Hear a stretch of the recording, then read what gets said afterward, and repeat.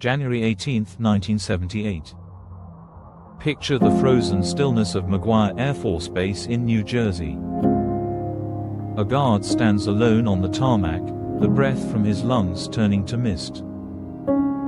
Beyond the floodlights, the pine barrens stretch out like a black sea. Then, something impossible happens. A crimson glow begins to pulse through the trees, steady, alive. Moments later, a shape emerges from the fog, and a young airman squeezes the trigger of his rifle.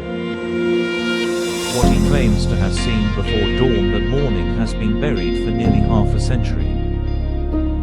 Setting the stage.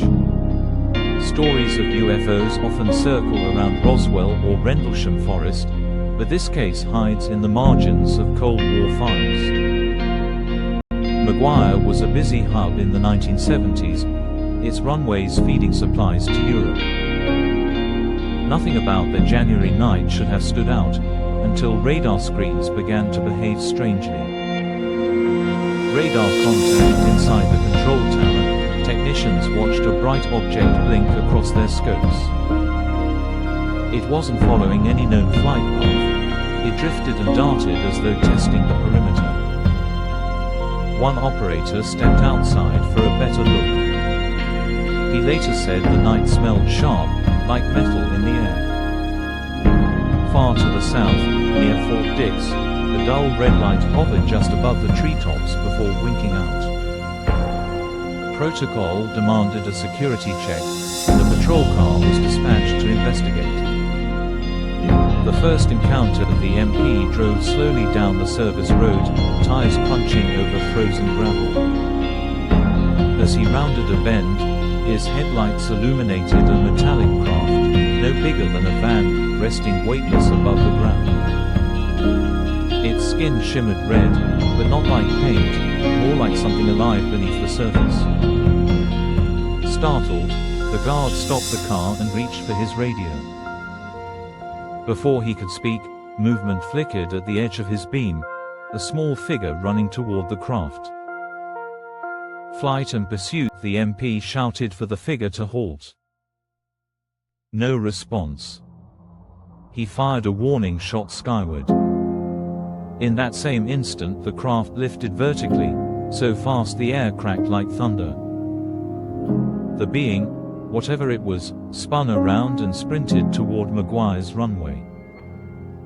The chase was clumsy at first, boots slipping on ice, flashlight trembling. But adrenaline narrowed everything to a tunnel. Ahead, the figure vaulted a chain-link fence as if gravity held less sway over it. Shots fired, breath steaming, the sentry steadied his aim and called out one last warning. 5 sharp cracks split the darkness.